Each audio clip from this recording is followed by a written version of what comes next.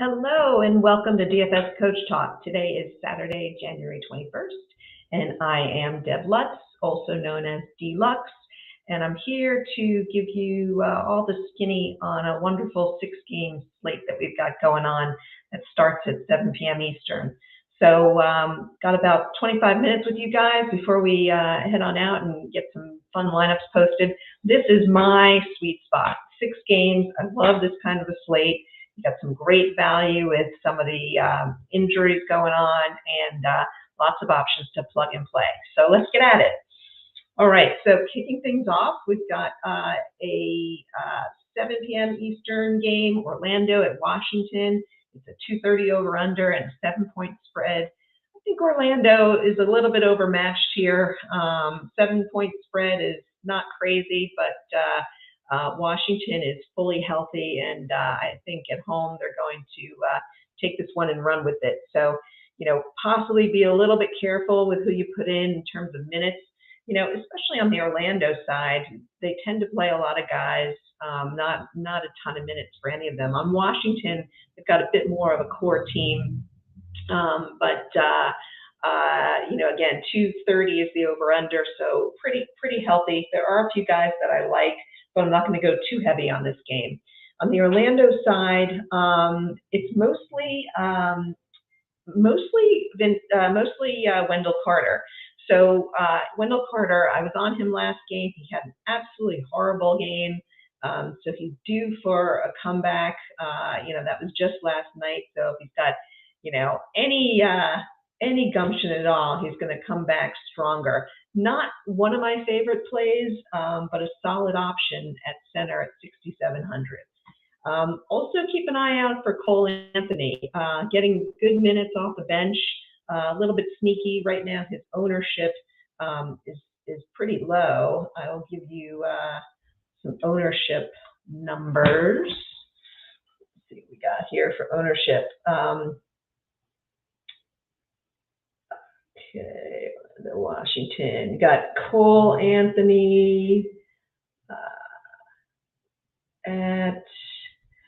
he's only at 0.1%. So from a cash option standpoint, kind of like him, and that's on FANDUEL. He's 5,600 on DRAFTKINGs. He is at 5,100, so even more attractive, and 0.2%. So yeah, I think I said cash a second ago, but more of a GPP play, but somebody to keep in mind. Over on the Washington side, I like a couple of different options here. Beal, it's his second game back. He only played 29 minutes in his first game. I expect him to go more like 32 in this game. And if he gets up to that level, he's going to smash his value on DK, where he's under $8,000. Haven't seen Bradley Beal at that level much ever since he's entered the league. So he's somebody that I'm going to be looking at also for a GPP. Along with his backup, who's going to be, I guess, shooting guard and point guard backup, DeLon Wright. He's been getting more minutes. He's consistently in the rotation. He's kind of their sixth guy right now, and certainly from the backcourt standpoint, he's the guy because they've really shied away from Goodwin and Will Barton. Those guys aren't getting a lot of playing time, and Kispert's pretty one-dimensional. So I like DeLon Wright a lot. I have him slated for 24 minutes, and I think he's min salary on DK. I think he could be at 3,800 on FanDuel. I think he could be a smash there. So he's somebody that I'm eyeing. Wouldn't be crazy to go after Porzingis or Kuzma. Both of them are priced up there a bit, but against this Orlando defense, they could have nice games. In particular, Orlando is one of the worst teams against power forwards. So with Porzingis playing there tonight, I'm leaning towards him a bit. All right, let's get on to the second game, which doesn't start until 7:30 Eastern, and it's Charlotte at the Atlanta Hawks. 234.5 over/under, and Atlanta's favored by 7.5.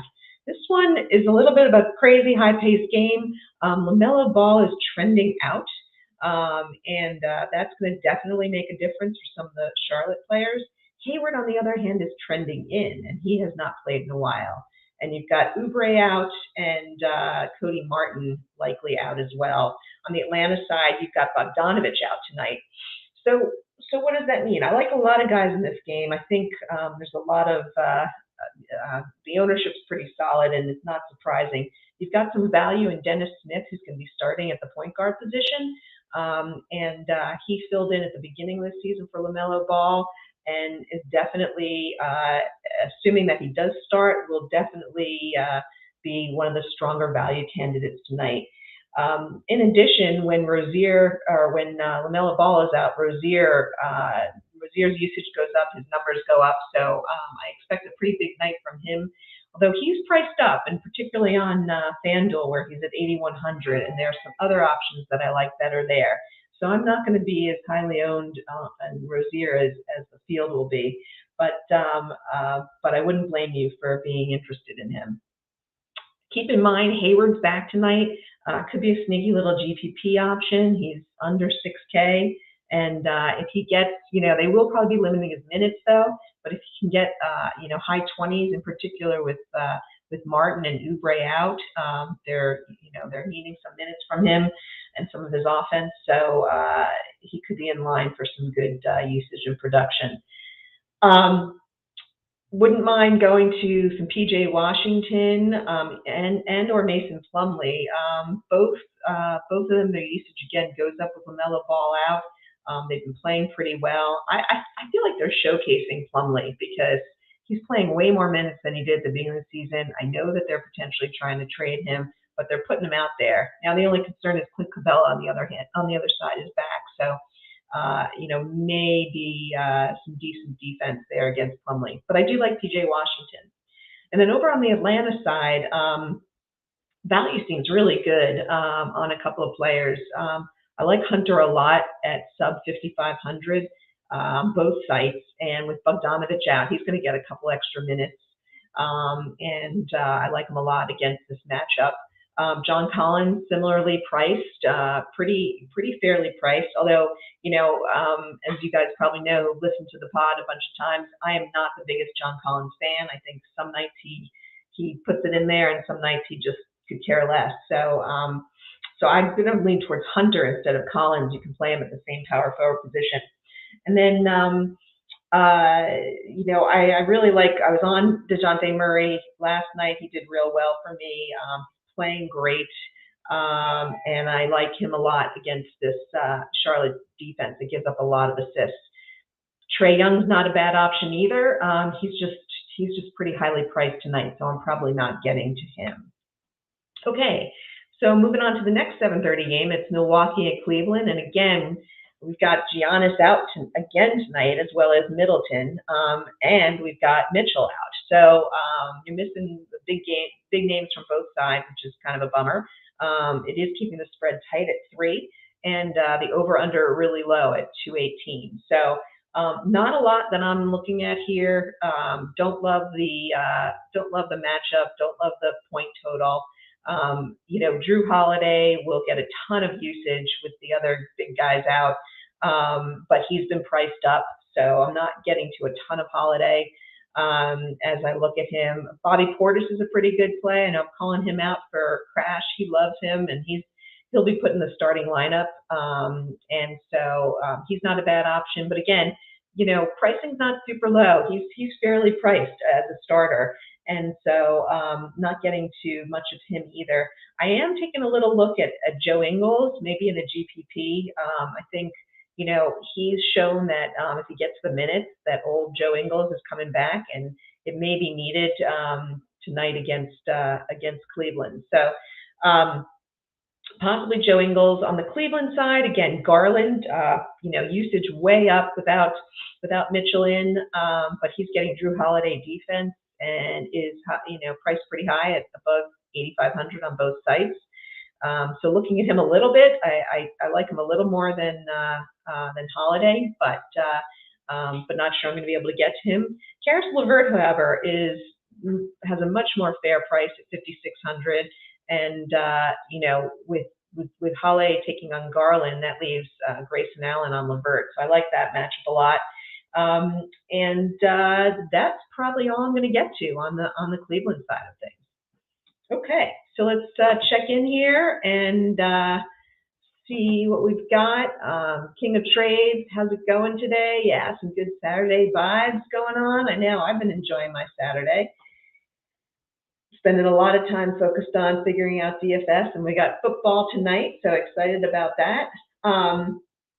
Let's take a look. So Grayson Allen's been getting it done. Yeah, he has. He's basically on a little bit of a roll, and he's been hitting about 28 to 32 fantasy points a game the last 2 games out, and playing solid minutes. So not a crazy pick. I have to take a look and see what he's priced at. Cleveland is a good defensive team, so just something to watch out for there. Let's take a look and see where he's.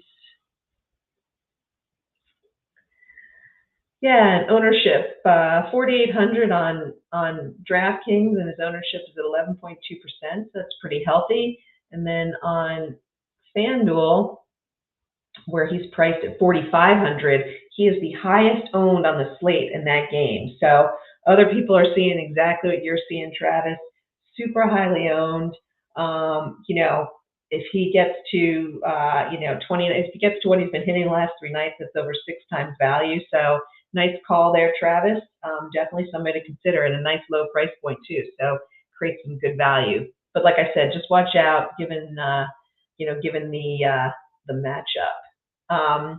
Okay, so moving right along to the Houston, Minnesota game. We've got 238.5 is the total, with Minnesota favored by 8.5. Now, Anthony Edwards is questionable, as is Robert Gobert. And if those guys sit, I think you'll see that spread coming a lot closer. We've also got McLaughlin and Towns, who continue to be out.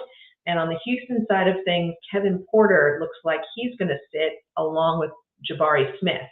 So you're missing a lot of starters, or potential to miss a lot of starters from both of those games, which will affect things. I would say, my favorite plays over here tonight are Jalen Green. His usage explodes with Kevin Porter out, and facing Russell's defense doesn't scare me at all.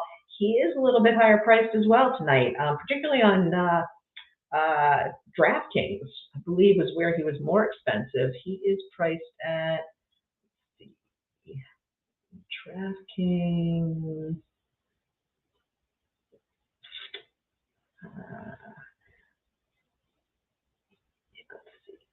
DraftKings, he's at 8,000 on DraftKings, 9% ownership, and he's way down. Where is he?